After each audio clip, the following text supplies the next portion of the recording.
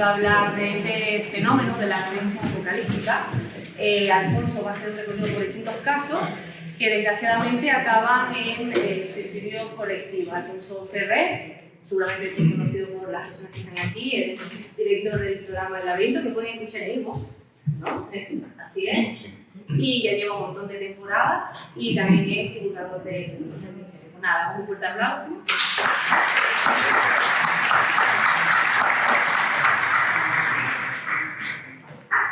Bueno, antes que nada, agradecer que hayan asistido a esta primera jornada de la Crónica Negra en Tenerife. Esperamos que este proyecto que hemos hecho con mucha ilusión, el compañero y un servidor, puedan tener un recorrido, puedan tener una segunda edición si es posible.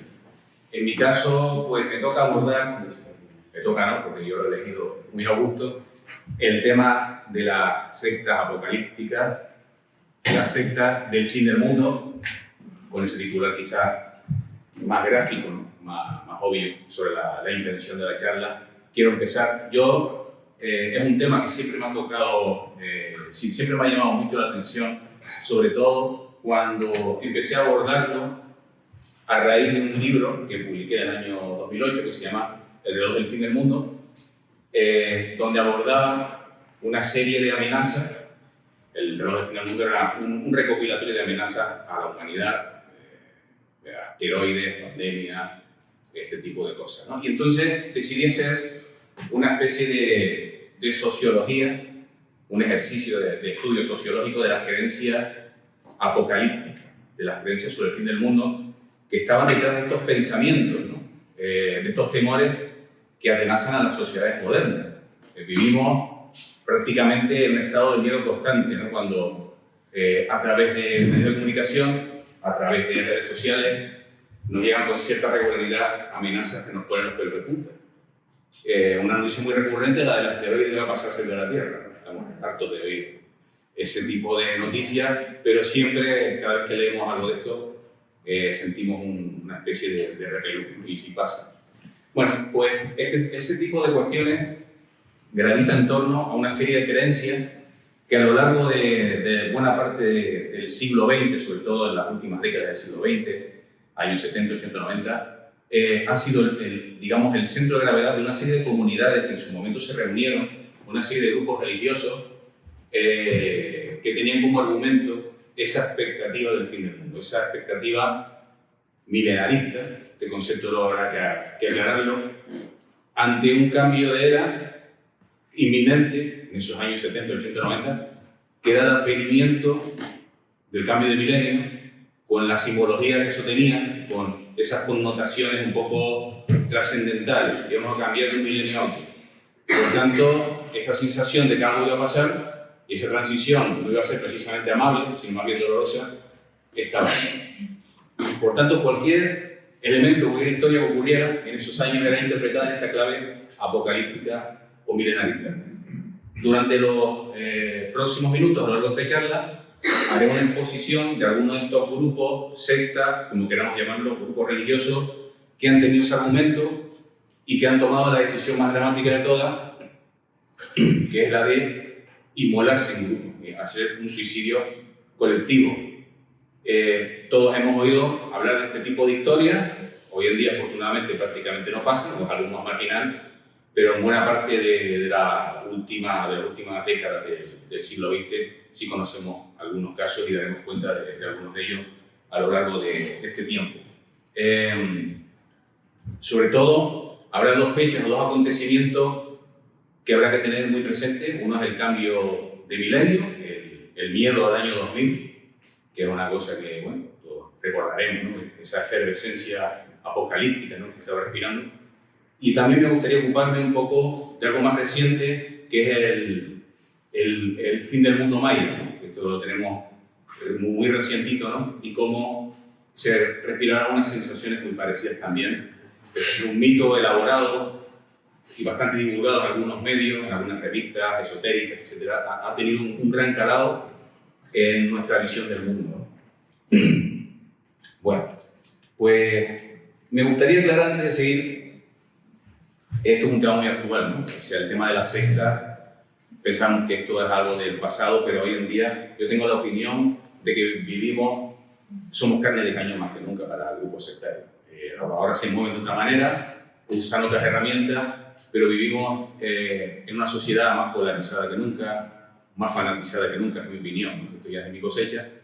Vivimos una especie de efecto burbuja, propiciado en buena medida por las redes sociales, donde no vemos más allá de lo que hay más allá de esa burbuja y nos creemos nuestras propias opiniones y solo nos llegan las opiniones afines y no las de los demás, por lo cual todo este proceso de fanatización hoy en día está más vigente que nunca, por lo cual yo pienso que esta secta, que parece algo muy de los 90, muy de los 80, muy del siglo XX, podrían tener perfectamente un caldo de cultivo para actuar, ahora más que nunca. Realmente no sé por qué pasa.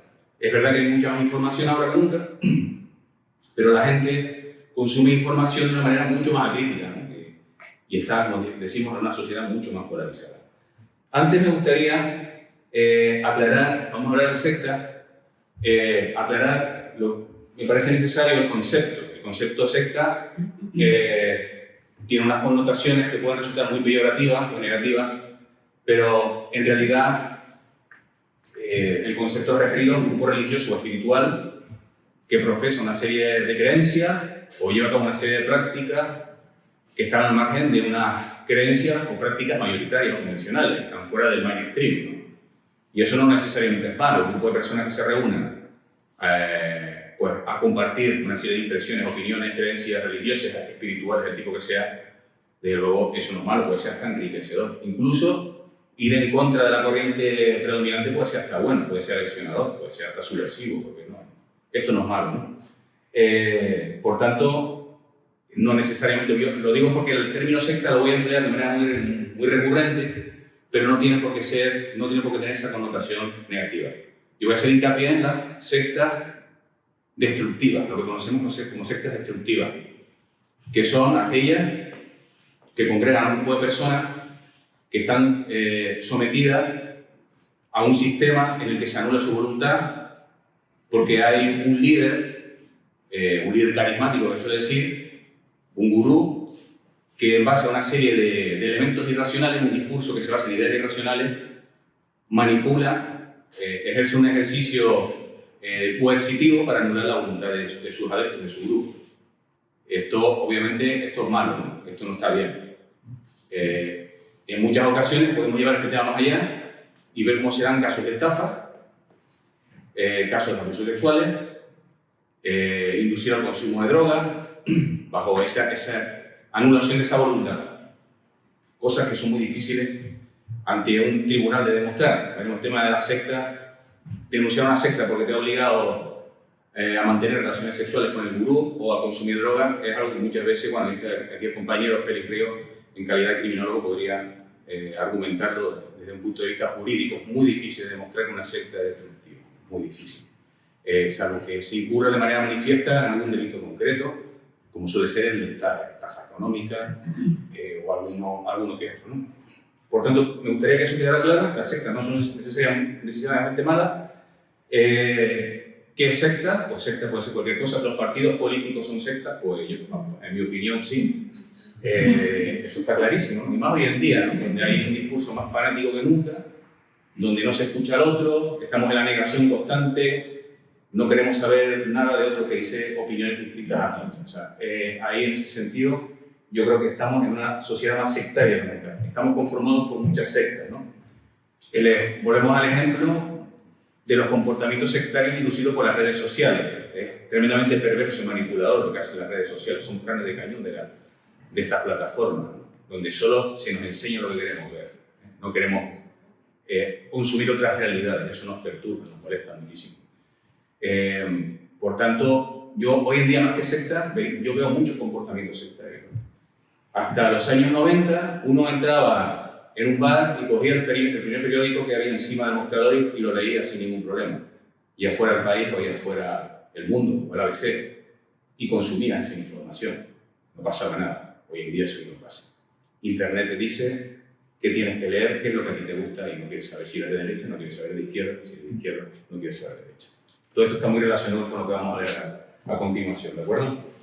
Bien, por tanto, aquí, detrás de este discurso, detrás de estas palabras, está la cuestión capital de estoy yo en una secta, ¿verdad? ¿Estoy yo en una secta? Pues es muy posible que sí. Bien, todos nos creemos al margen de este tipo de fenómenos, de este tipo de dinámicas, pero todos estamos inmersos en una medida mayor o menor en este tipo de cuestiones. Bien, por tanto, tipos de sectas hay muchas. Está la secta política, podemos decirlo así, sectas religiosas, sectas comerciales, que hoy en día están muy al alza. Las estafas piramidales basadas en un acto de fe que es que te vas a hacer millonario en cuestión de meses. Esto, hoy en día, ahora mismo, donde vivimos en el mito del enriquecimiento rápido, el éxito a la vuelta de la esquina, somos bastante víctimas, ¿no? Podemos ser víctimas potenciales de este tipo de cuestiones. La secta ufológica, que es una cosa muy de los 80 y los 90, que a mí es un tema que particularmente me gusta mucho, porque el tema de los ovnis y la ufología, pues, en su momento lo investigué bastante en profundidad, y cómo se conforman determinados cultos en torno a ciertos elementos ufológicos, los vecinos extraterrestres, aterrizajes de ovnis, este tipo de cosas, ¿no? Que parece que hoy en día está un poco desfasado, pero sigue un poco en la cultura popular, y seguramente sigue siendo atractivo para mucha gente. Y las sectas apocalípticas. Veremos que las sectas apocalípticas y las ufológicas van muy de la mano. En ese recorrido que haremos por este último tramo del siglo XX. Sectas cristianas, o sea, creencias cristianas, ufológicas y apocalípticas. Apocalíptica y cristiana, las dos cosas íntimamente relacionadas, obviamente, ¿no? Por tanto, en este recorrido que vamos a hacer, donde intentaré, para no alargarme demasiado, donde entendemos un poquito cada una de las sectas, va a haber un elemento muy importante en las creencias de estos grupos que vamos a exponer, que es el Apocalipsis, ¿no? Ese último libro del Nuevo Testamento donde se describe con imágenes alegóricas, oníricas, revelaciones, cómo será el fin del mundo. El Apocalipsis es un libro sobre el que todos son enigmas, no se sabe quién lo escribió, un tal Juan, que no se sabe si fue discípulo de Jesús o fue otro Juan, que cuando estaba preso en la isla griega de Patmos en el siglo I de nuestra era, tuvo una serie de revelaciones que plasmó en este libro en medio de una época de crisis para la comunidad cristiana porque estaban siendo perseguidos, se supone que era para inducir esperanza, fe, etcétera, etcétera, ¿no? Pero en esas imágenes hay unas imágenes terribles que vienen a decidir el fin del mundo tal y como lo conocemos.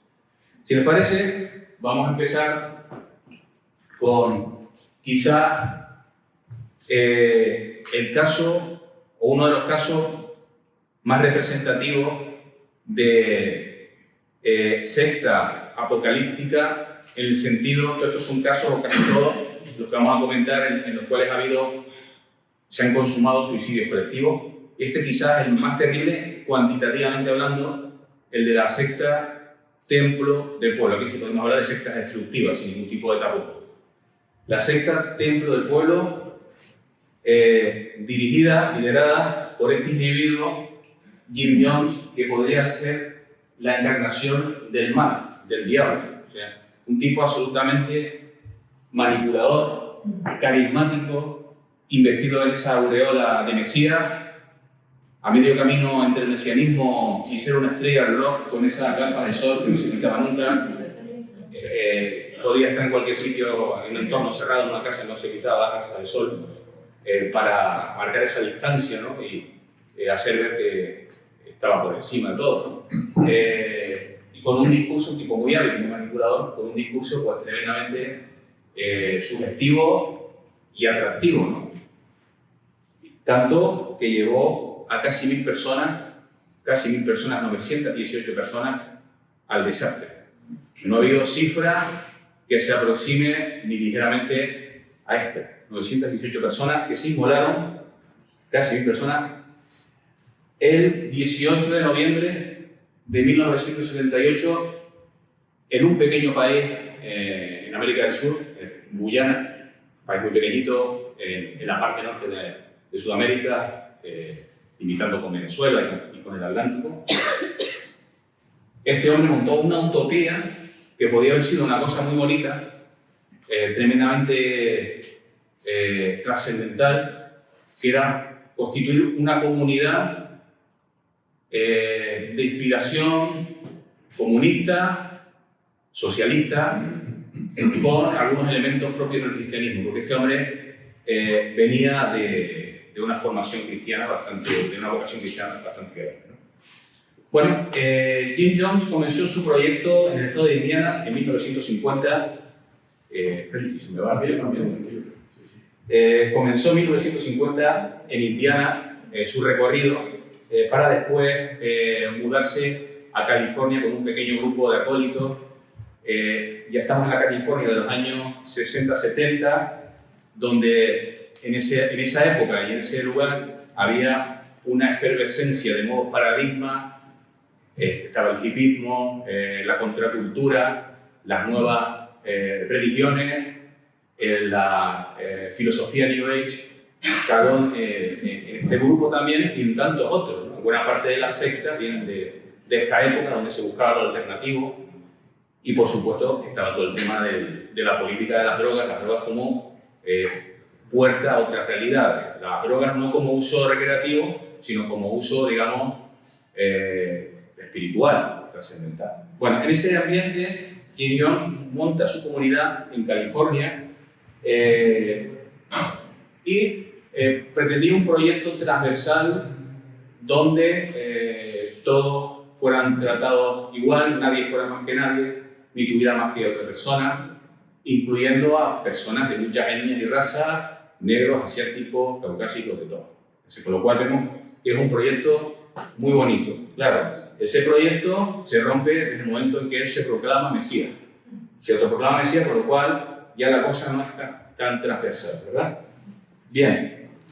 Sin embargo, en esa época, estamos a principios de los años 70, con ese discurso tan comunista, estamos en los años 70, en plena Guerra Fría, con una casa de brujas total y absoluta en Estados Unidos, a todo lo que oliera a socialismo o comunismo. Las presiones sociales, políticas, se ciernen encima de Jim Jones y su comunidad, por lo que decide, ante esa presión, trasladarse a Guyana con su grupo, donde monta un campamento absolutamente espectacular, idílico, con una serie de casetas, todo muy bien construido, con unas canalizaciones de agua, electricidad, no faltaba de nada, ¿no? Una cosa muy bien diseñada, muy bien construida, la verdad. La fe mueve montaña, ¿no? Como se suele decir, y todo estaba muy bien hecho, la verdad. Donde eso sí, los adeptos, los acólitos, los miembros de la comunidad, como quieran llamarlo, trabajaban de sol a sol por un mísero plato de comida, mal alimentados y trabajando como esclavos. Mientras Jim Jones pasaba largas jornadas bebido y drogado. Y bueno, practicando sexo con su adepta sin ningún tipo de tapujo, ¿no? Sin ningún tipo de limitación. Bien, las preocupaciones en Estados Unidos respecto a los familiares de los adeptos que estaban en Guyana empiezan a aumentar. Se preguntan qué son de sus familiares, qué está pasando con esta gente que está ahí. Entonces hay una serie de denuncias, se eleva el tono por parte de algunos familiares y llega a esferas políticas, donde se decide un día, estamos ya en noviembre de 1978, días u horas antes de que suceda lo peor, se decide que una comitiva de Estados Unidos visite esas instalaciones para comprobar el estado de estas personas. Esa comitiva estará presidida, liderada por un congresista estadounidense, Leo Ryan, por un congresista político, nada más y nada menos, que junto con un periodista y varias personas más, una asistenta suya, etcétera, se dirigen a este país con el beneplácito de Jim Jones, que los invita, por supuesto, ¿no? Ahí en ese momento, pues aterriza el avión, bien recibido Leo Ryan, le hacen una ceremonia de bienvenida estupenda, en fin, y ahí comprueba a este hombre, este político, que no pasa nada extraño, con lo cual decide emprender el camino de vuelta en su avioneta en un aeropuerto cercano a ese campamento, pero ahí la cosa empieza a cambiar de cariz porque Leo Ryan, en el momento en que está en esa comunidad, invita a los adeptos que quieran a que se vayan con él de regreso a Estados Unidos en el avión. Bien, parece que no hay ningún problema, muchos deciden emprender el camino de huida sin ningún tipo aparentemente de problemas por parte de la secta, pero en ese momento, cuando Leo Ryan está empezando a subir las escalerillas del avión que le llevará de vuelta a Estados Unidos, sucede algo inesperado y un giro dramático de los acontecimientos y un suceso que será un detonante. Veremos en las otras sectas que hablaremos a continuación que siempre hay un detonante que precipita el apocalipsis. Y ese suceso detonante es que se produce un tiroteo en el aeropuerto, en la pista de despegue, por parte de los adeptos de la secta que iban armados, con el resultado fatal de la muerte de Leo Ryan, un congresista americano, y 3 personas, varios periodistas, un periodista de la NBC, y varias personas que iban por él. Bien, en ese momento Jim Jones, presa, tiene un ataque de locura, congrega a su comunidad, estamos ya en ese 18 de noviembre de 1979, y bueno, pues obliga a toda su comunidad a beber un brebaje que es un zumo de uva mezclado con, no sé si era cianuro, un veneno. Obliga a esa toma de ese veneno, con lo cual el término suicidio aquí, ¿verdad?, no tiene mucha cabida. Y toda esa noche, una noche infernal en la cual Jim Jones, enajenado, empieza a hablar por los potentes sistemas de megafonía que hay en el campamento, poniendo una música muy estridente. Y a la mañana siguiente, pues obviamente aquello es un cementerio absoluto. Las autoridades de Guyana acuden a ver qué ha pasado y se encuentran un mar de cuerpos diseminados en todo ese campamento. Al principio piensan que son 2 o 3 cuerpos, pero cuando se dan cuenta están pisando otros, con lo cual el recuento de cadáveres es inacabable. ¿Por qué hizo esto Jim Jones?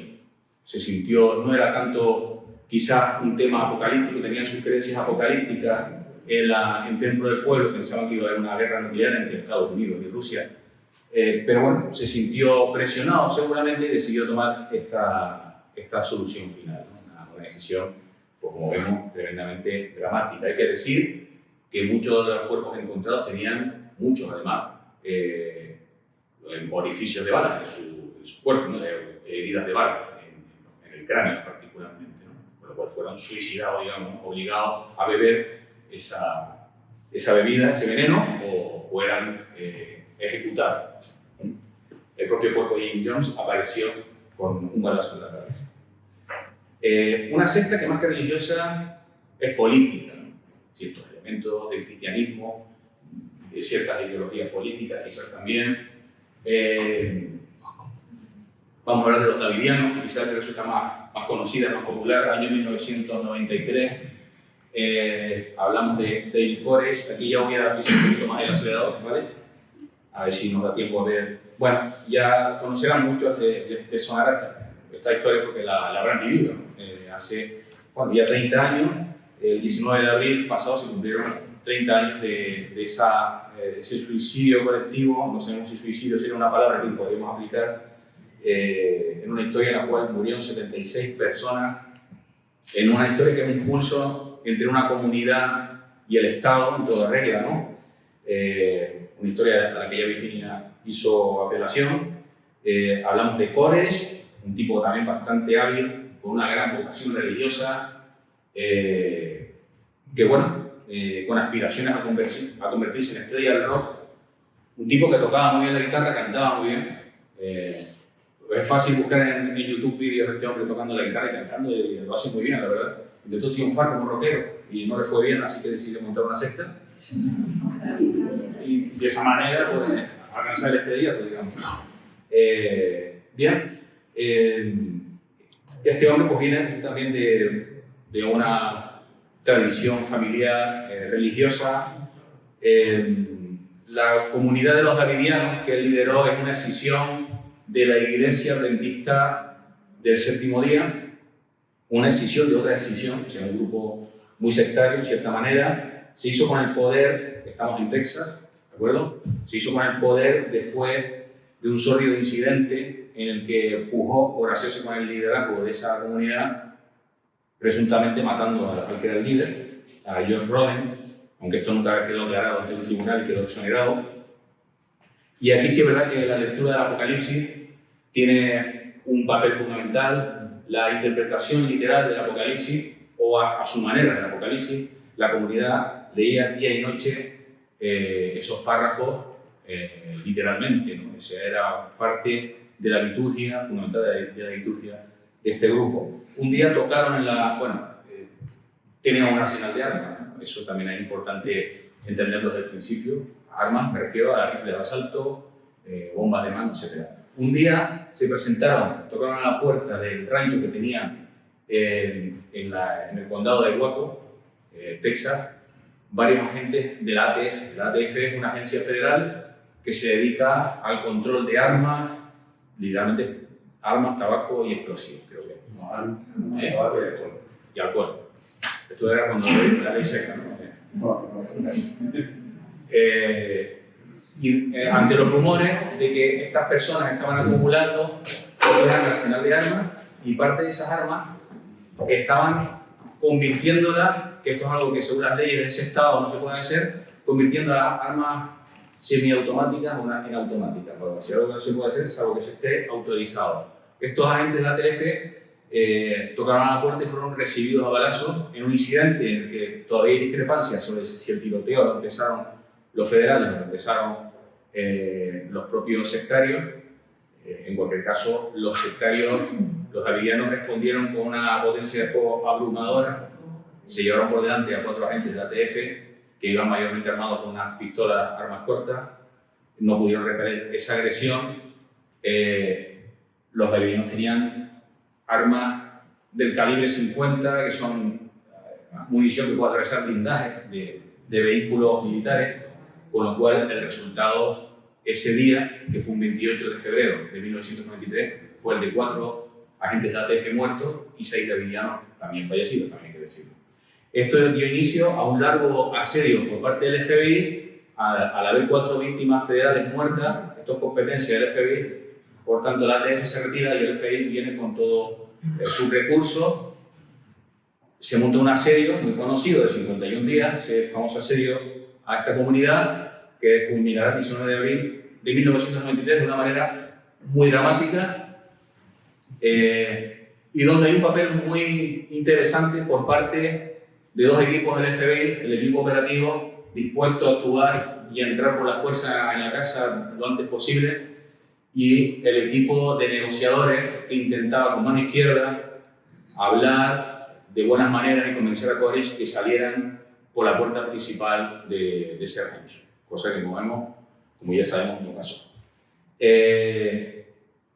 El asedio de 51 días, casi 2 meses, que se dice pronto, supuso un desgaste emocional por las dos partes, por parte del FBI también, que en ocasiones creía perder la paciencia, sobre todo el grupo operativo que estaba deseando entrar a saco, ¿no? Cuando se pudiera, frenando los negociadores que esperaran un poco, obedeciendo a todo tipo de peticiones de David Koresh, que quería que por la radio local se transmitiera su particular interpretación del Apocalipsis, algo a lo que le hicieron caso, pero no fue suficiente porque no soltaba a los niños y a las mujeres de la comunidad, y ahí seguían atrincherados.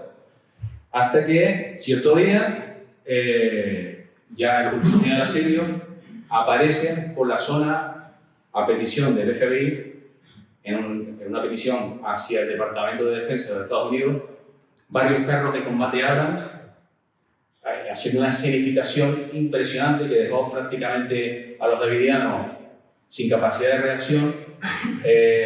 La primera vez en la historia de Estados Unidos que se usaban tal tipo de combate frente a civiles. Y bueno, pues este es el suceso detonante que ya precipita el Apocalipsis. Esa contemplación de esos tanques invadiendo esa propiedad privada a ojos de los davidianos, aquello era una señal de la providencia de que el final de los tiempos había llegado. Ya en esas horas se decide actuar de manera contundente, se rompen las paredes de la casa con esos tanques, se arrojan bombas de humo para precipitar o presionar a la comunidad para que salga. pasan las horas, no sale nadie, de repente empieza a arder aquellas instalaciones hasta que se convierte en una bola de fuego descomunal y nadie sale de la casa. Con el resultado fatal, finalmente, de 76 personas muertas, incluido el propio líder de la secta. Algunos de los cadáveres que se encontraron entre los restos tenían también pues, heridas de bala, ¿no? Heridas mortales de bala. Y aquí se abrió en su momento un debate, ¿no?, agrio sobre quién tuvo la culpa. Si el FBI, el incendio se provocó por esas bombas de humo, o si fueron los davidianos los que decidieron inmolarse, provocando fuego intencionalmente ellos. Hay argumentos para todo tipo.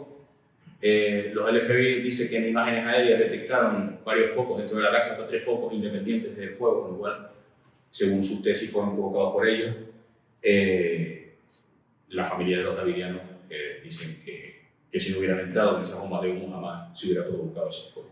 En cualquier caso, parece una actuación del FBI un poquito chapucera y mal coordinada. Se ha aprendido mucho después de esto, obviamente, a partir de... Fue un antes y un después en la historia del FBI, que ya incorporó unidades especializadas en creencias sectarias, en creencias apocalípticas. Se ha aprendido mucho del suceso de Waco, en cualquier caso. Hablamos también, necesariamente, aunque sea de manera un poquito más ligera, de la Orden del Templo Solar. Hablamos del año 1994. Nos situamos en Suiza, concretamente en la localidad de Cheri, Suiza, 5 de octubre de 1994, una casa ardiendo. Los bomberos acceden al inmueble y nada más entrar se encuentran a una persona tirada en el suelo, un cadáver, con heridas de bala en la cabeza y una bolsa en la cabeza. Y a continuación, cuando irrumpen en una estancia anexa, se encuentra algo que podría ser descrito como una escena de una película de terror, un escenario con un altar, con paredes rojas y una serie de cadáveres, 19 cadáveres, formando un círculo. Todo apuntaba a un suicidio ritual.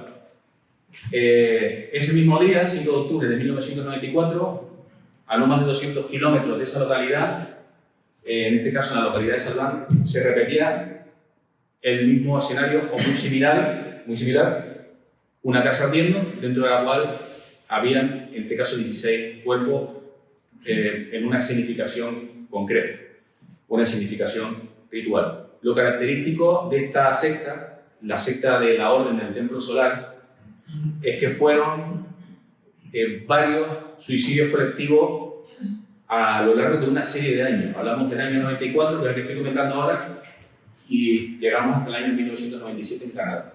Esto es lo curioso, ¿no? Como no se pudo evitar ya con estos antecedentes las siguientes inmolaciones colectivas. En la primera casa en Suiza aparecen los cadáveres de los líderes de esta secta, Luc Juret y Joël Dimambro. Aparecen suicidados, 2 personajes de cuidado también. Una secta, bueno, esto es lo que encontró ese escenario, ¿no? Encontró la policía suiza. Como pueden ver, hay elementos un poco relativos al cristianismo. Mezclaban templarismo también, las creencias templarias eran muy importantes en esta comunidad. Había un acceso gigantesco de espadas, capas, cruces, crucifijos, bueno, y tenía una liturgia muy importante. En la Orden del Templo Solar, las ceremonias eran muy importantes, muy espectaculares, con unas capas, con unas espadas, y eso impactaba, ¿no? En los adeptos, en los miembros de la comunidad. Eso tenía un valor muy singular, donde además en esa ceremonia se ponían una holografía, se faltaba una impostura todo, ¿no? Unas holografías de unos caballeros antiguos, gente disfrazada haciendo ver que eran unos maestros medievales, una cosa así. Quizás una secta muy impostora esta, en otros casos había cierto grado de convicción, pero en este caso había una necesidad. Este es Luc Juret, uno de los líderes de la Orden del Templo Solar. Había una necesidad de sacar dinero. esta es una secta muy elitista. No medía cualquiera en esa comunidad. Gente de alto nivel adquisitivo, con ciertos estudios, gente influyente, había millonarios metidos en esta secta. Y sacaban todo el dinero. En la policía, en algunas operaciones que hizo posteriormente, descubrió en una cuenta corriente de un miembro de la secta, de este señor, Jerry Mambro, otro de los que apareció muerto en esa casa a la que hacemos referencia, encontró 93 millones de dólares. O sea, un auténtico negocio. Se habló en su momento de que si podía ser un tema de lavado de dinero, había conexiones con mafia siciliana, en su momento se investigó, había conexiones con ciertos sectores de la extrema derecha armados, con ganas de meter jaleo, ¿no? Unas conexiones que nunca se llegaron a explicar, porque a pesar de que esta gente tenía unos rituales y unas creencias muy particulares, creían en el apocalipsis, tenían ese miedo al año 2000 y creían en que iban a trascender muy temprano a un planeta que se llamaba Sirius. Pues a pesar de eso, el perfil de estos señores, y Mambro y Luis Lloret, era de los señores que les gustaba el dinero, más apegado a la tierra que al cielo, ¿no? Por tanto, es algo que no se entiende muy bien. ¿Por qué cometieron esto? Porque ellos mismos se inmolaron, ¿no? Nunca se ha quedado demasiado explicado, y de hecho la teoría de la conspiración ha corrido como la pólvora, ¿no? en esta historia, ¿no? Los otros dos suicidios colectivos, este fue del año 94, se repetiría la historia en el año 1995 en Francia, con 16 cuerpos en una casa, formando un círculo, y en el año 1997 en Quebec, Canadá, con 5 miembros muertos, formando una estrella. Bueno, pues, lo decimos Luis Lloret, Jerry Mambro, y vamos a la secta Heaven's Gate. Y con esto vamos a ir terminando, ¿verdad? Vas bien, Alfonso, es terminar a las 1:30, con lo cual tienes tiempo para preguntar antes de... Vale, perfecto.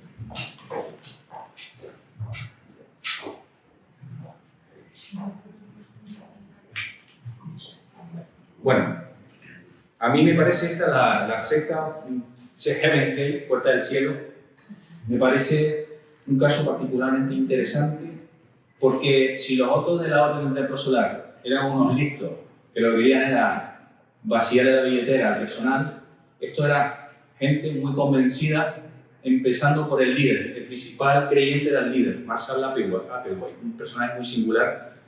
Esto que estamos viendo son unas imágenes, lo que se encontraron las fuerzas de seguridad el 26 de marzo de 1997 en un rancho de San Diego. 39 cuerpos cuidadosamente colocados, pues ataviados de esa forma con un sudario de color púrpura, zapatillas Nike, todos los cuerpos no sabemos qué sentido podría tener eso, ¿no? Porque en estas cosas nada se deja al azar, nada se deja al azar, nada es circunstancial, así casual, sino que todo tiene un porqué, desde que no se aprecia, pero unos emblemas en esa ropa alegórico a un viaje espacial, equipo de viaje espacial, porque esta gente, como veremos, quería trascender a otro planeta, quería viajar a otro sistema estelar. Bueno, la disposición de los cuerpos es muy curiosa, el estado en el que se encontraron, tan cuidadosamente pues, escenificados, ¿no? Colocados, no se los pusieron ahí de cualquier forma, sino que puestos con mucho cariño, vamos a decir. Con $5 en el bolsillo, que nadie sabe muy bien. Hay quien dice que eso era para pagar el billete que les iba a llevar a otro planeta. Bueno, hay todo tipo de especulaciones. Esto lo encontró un ex miembro de la secta Heaven's Gate, que había dejado afortunadamente para él 6 meses antes el grupo, decidió, ante ciertas alarmas que estaban desatándose, hacer una visita y se encontró este panorama. El hedor era insoportable, 39 cuerpos dentro de la casa, un rancho que era una casa que era como una mansión, pues impresionante, una gente que manejaba mucho dinero también. Y en ese momento pues dio la voz de alarma a las autoridades, que cuando vieron esto no se lo podían creer. Este es Marshall Applewhite, un señor pues con una biografía bastante interesante,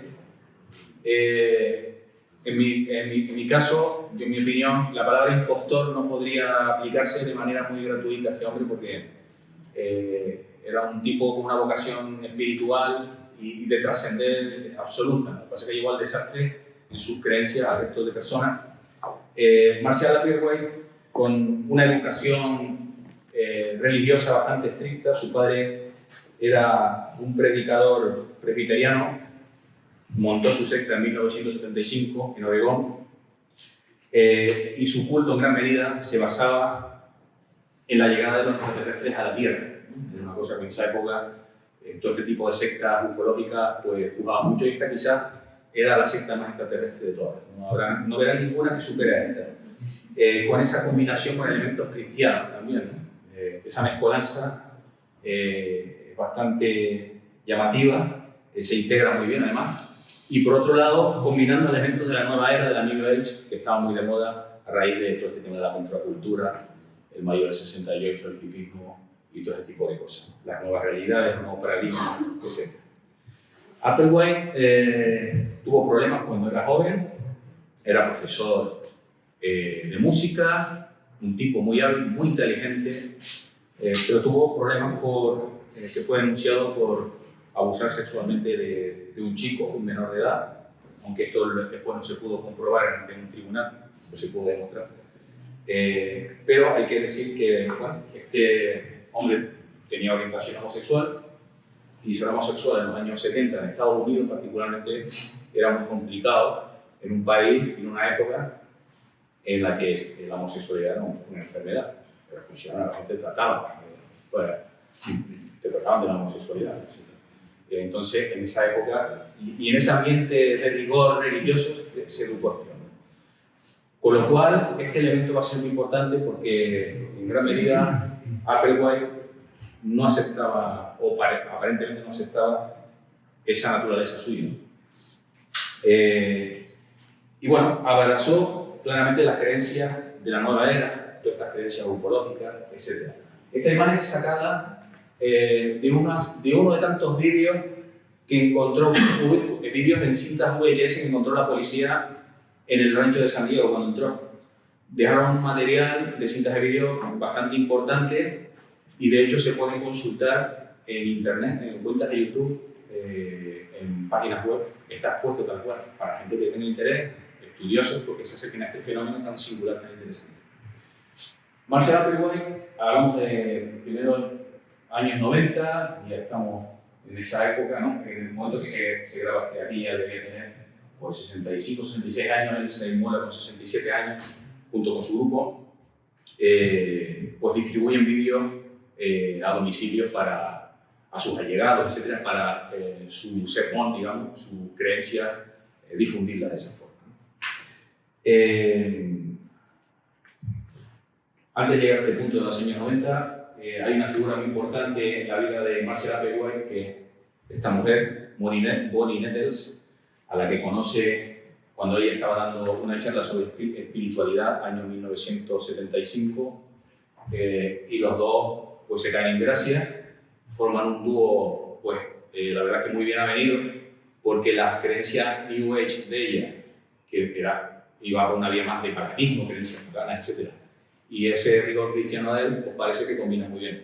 Y deciden formar la secta Heaven's Gate. En esa época ya estaba un poco, en la memoria de esta gente estaba esa idea de la trascendencia, ¿no? De ir a otro planeta y tal, eso estaba ya un poquito asentado. Vámonos ya a los años 90. Esta gente, este grupo, la secta Puerta del Cielo, crea una empresa que se dedica a ofrecer servicios informáticos. Era gente muy bien preparada, dominaba muy bien las nuevas tecnologías, que hacían páginas web y cobraban dinero por ello, hacían vídeos, editaban vídeos, con bastante habilidad, gente muy preparada. Precisamente aquí también rompemos ese cliché, ¿no? De adepto tonto, ¿no? Ni muchísimo menos, gente muy bien preparada, pero sometida a una serie de creencias. Y bueno, en este punto de la historia, estamos en los días previos a ese suicidio colectivo, estas personas que ya están concretando ese momento en que van a hacer ese viaje a otro planeta, deciden grabar una serie de vídeos donde ellos expresan su necesidad de hacerlo absolutamente convencidos. Ustedes ven esos vídeos y no ven ningún atisbo de duda. Lo hacen sonrientes, sin ningún tipo de pena ni de tristeza. Y entonces ellos son vídeos que hacen llegar a sus familiares, a su entorno, a sus allegados, para que vean que eso es así. Y efectivamente, el 26 de marzo del 97 deciden pues, hacer una toma colectiva de fenobarbital mezclado con alcohol, y lo hacen, este proceso dura varios días de tal manera que cuando unos toman ese veneno, los que no lo han tomado van colocando los cuerpos de manera cuidadosa y así hasta el final. Marshall Applewhite es encontrado en una habitación, se supone que es el líder porque es la habitación más grande donde hay un solo cuerpo, tirado en una cama con ese sudario. Y bueno, pero fíjense ustedes, el grado de convicción donde todos se entregan a esta historia del suicidio colectivo, empezando por el propio Marshall Applewhite, que no tuvo ninguna duda, no solo eso, sino que uno de los elementos importantes de la secta era no practicar sexo. Con lo cual, él y varios de sus miembros más allegados, digamos, se cortan sus genitales para predicar con esa doctrina, absolutamente convencido. Con lo cual, vemos que la secta al final consiste en un mito de la no aceptación de la propia naturaleza homosexual, en este caso de este hombre, llevando al desastre, o no, porque fue una decisión tomada por ellos en ese momento en que hacen ese suicidio colectivo, con lo cual aquí, claro, las familiares de las víctimas dicen que este tío es un asesino y tal, pero bueno, no lo sabemos, o sea, al final, ¿hasta dónde llega la voluntad de traspasar esa línea, ¿no? Si Marshall Applewhite hubiera sobrevivido, se le podría llevar ante un tribunal para responder ante estos hechos. Él decía que el suicidio era quedarse en la tierra, que tenían que evolucionar a un nivel sobrehumano, empleaban esa jerga, ¿de acuerdo? Y bueno, a mí me parece un caso muy interesante, ese grado de convicción. No lo he visto en ninguna otra secta, pero esa página que transmiten estas personas cuando están contando lo que van a hacer, es una cosa incomprensible, que pone sobre el tapete el debate de la legitimidad del suicidio como vía para dejar atrás lo que no te gusta o para evolucionar a tu manera. Bueno, un debate que puede ser muy peligroso también, pero que hay. Esta es la página web que hizo Kenneth Gay. Se puede consultar hoy en día, está el dominio de ella. O sea, me pueden localizar antes y dejarlo como una cosa, como una especie de pieza de museo. Con todos los vídeos, que tenga curiosidad, pues puede investigar un poco.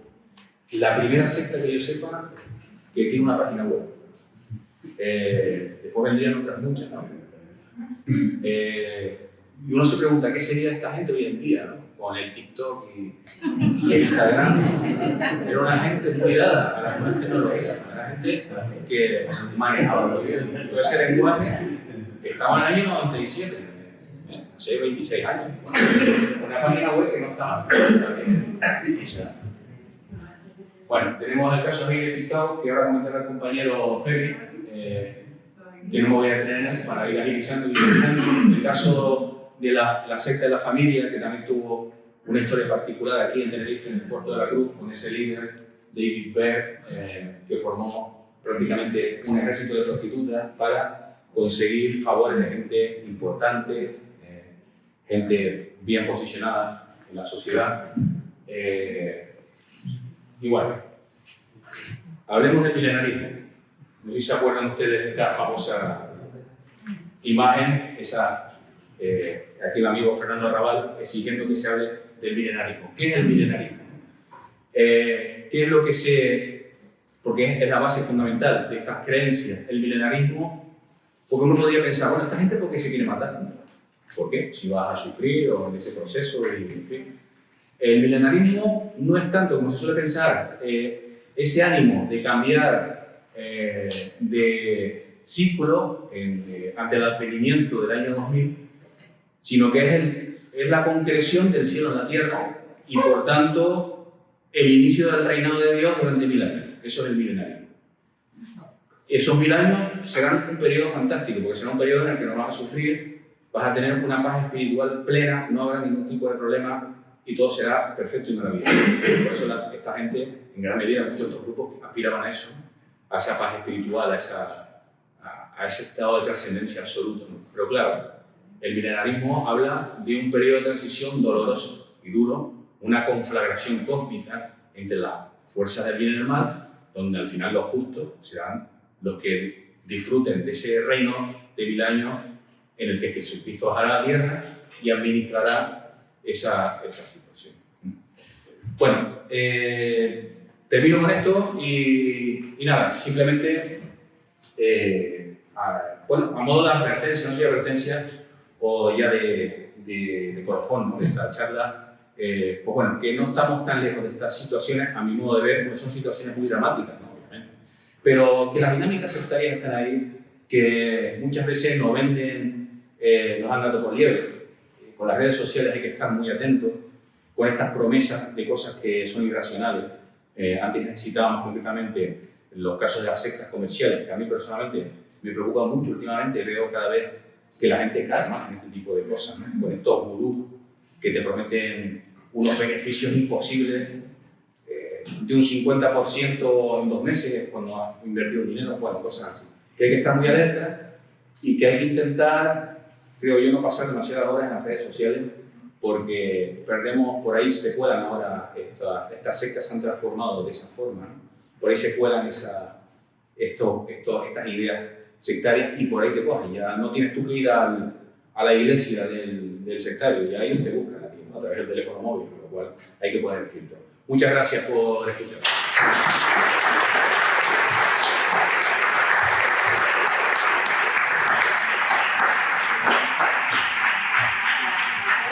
Me imagino que sí, que tendrás preguntas que hacerle. Yo me he quedado, la verdad, que bastante inquieta con todo este tema. Me llamó la atención la cifra, ¿no? Del primer caso, también con todo el respeto de la falta de gusto en la decoración también. Yo creo que eso es importante. Y también el tema que lo comenté, lo escuché cuando lo de las NAE, bueno, el tema anecdótico, yo creo que puede ser que hasta los patrocinadores de todo, nunca se sabe. Pero bueno, turno de preguntas. ¿Cuándo empezamos los muchachos? ¿Cuándo empezamos los muchachos? Eso, claro, pero eso no le llega a cualquiera. Eso hay que ser muy hay que sufrir primero y después ya veremos. Hay que ser muy disciplinado para entrar en el reino de Dios, demasiado. Y a ver si hay que pagar un alto precio. Sí, yo también. ¿Alguna pregunta que quieran hacer? Sí. En el primer caso, ¿no sería factible pensar que fuesen eliminados los miembros de la secta por fuerzas de seguridad? Eso se comentó mucho y yo lo veo relativamente factible en el caso de la Orden del Templo Solar. Porque había fuertes conexiones con miembros de fuerzas de seguridad, de cuerpos de seguridad y policías metidos en esa secta.